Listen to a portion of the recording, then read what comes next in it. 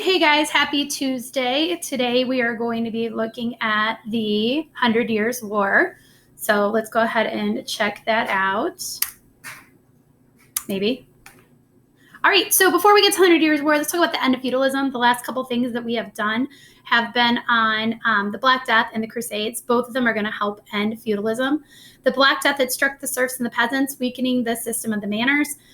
Obviously, you have that decline in population, and now these serfs that are left can ask for more money because there's not that many of them left. Serfs are heading towards the cities, and industries are going to grow, which is also going to end feudalism. Crusades had showed people that the bigger world, that there was a bigger world. Serfs and peasants were leaving for the cities and into trade. Knights had been killed in the wars, and lords lost a lot of their money funding their crusades for the church and had very little labor force.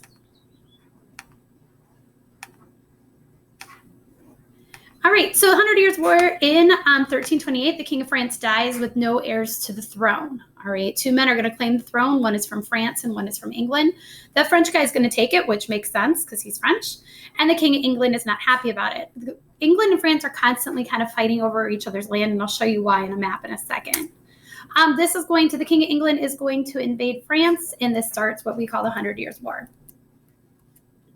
All right, so the 100 Years' War, if you look at this map here, you can see that France is here, England's up here. And up until this point, England has a little tiny bit of France. And you can see the English Channel is what divides them.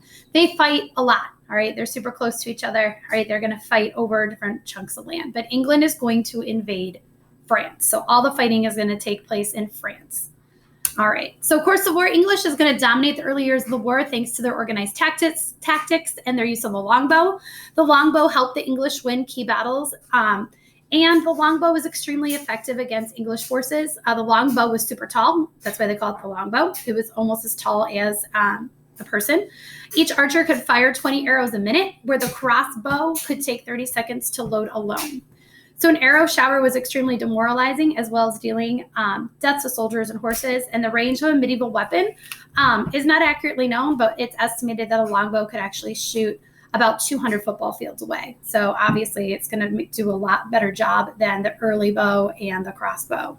Right? And this is one of the main reasons England is going to, it's going to seem like England's going to win this 100 Years' War. Now, obviously it's a 100 Years' War. It doesn't mean they actually fought for 100 years. It's on and off, on and off, on and off, for over 100 years. All right, so at the start of the war, it's similar to that map we saw before. Here's France, here's England, here's a little bit that England controls down here. 30-ish years later, it looks like England is winning, all right? They're taking over more and more French territory, all right? So that's about 30 years in. All right, it looks like France is going to lose until a young peasant girl named Joan of Arc is going to come in and rally the French troops. She was 17 years old, and she literally believed that God had chosen her to save France. She claimed to hear messages from God and convinced the king that he should place the army in her charge. She led the French to a series of victories in 1429 and 1430. Unfortunately, for Joan of Arc, England thinks that if they capture Joan, right, she's the one that's kind of rallied the troops and got them all excited.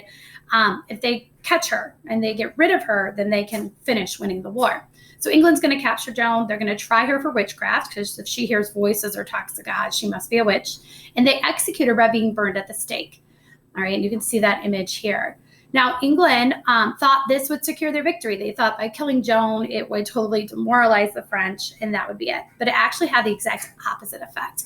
France wanted revenge for Joan's death, and they are going to fight even harder to push England out once and for all. So inspired by the memory of Joan of Arc, the French rallied and ultimately defeated the English troops, and France is going to win the 100 Years' War. All right, so before Joan of Arc, it's not looking good. All right, for France, okay? Look at all that green. Now, England has total control of northern France and still this little chunk down here. After Joan comes in and after her death, all right, France is going to win. Now, France winning just kicks England out, kind of like in the Persia Wars. Greece doesn't win anything, all right? They just don't die, all right? And Greece still exists. Same thing with 100 Years' War. France wins, and by winning, they just kick England out. Right, and that's pretty much what the 100 Years' War does. It puts all those lines back in order where we know England and France today. But again, by France winning because of Joan of Arc, they just are able to hold their territory. All right, the results of war. War is going to change France and England's government. England, the parliament gained power because the king needed their approval to raise money for the war, and the king power declines. Hold on, I'm doing a recording. Roller skates. All right, and then France, king's power grew because he became popular with the nobles and they were united.